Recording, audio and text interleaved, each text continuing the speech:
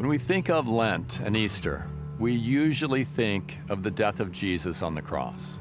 Perhaps we think of his last words, "It is finished." What's cool is that the root of this word finished is also used in John 13, just before Jesus washed the disciples' feet. Jesus knew that the hour had come for him to leave this world and go to the Father. Having loved his own who are in the world, he loved them to the end, or to the finish. That is what Easter is all about. It's about Jesus showing us his amazing love.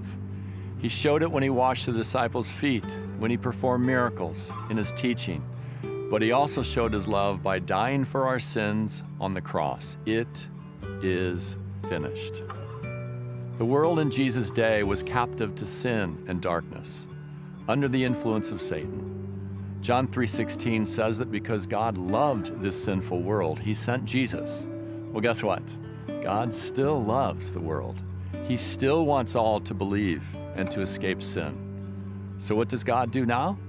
He gives us the gift of the Spirit, which empowers us to continue Jesus' mission to this world, which so desperately needs his message of life and joy and peace and hope and forgiveness. In this year's Lent project, we'll focus on the Gospel of John. We'll read the whole Gospel. We'll learn about the book of signs, where John describes 7 amazing miracles, including feeding the 5,000, walking on water, giving sight to a blind man. The book of signs ends with the miracle of raising Lazarus from the dead. When Jesus goes to Lazarus, it results in his own capture and death.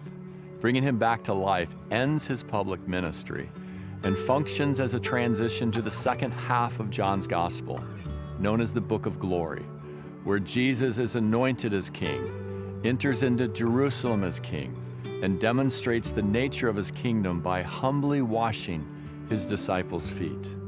A king who humbly serves and dies for his people. Amazing.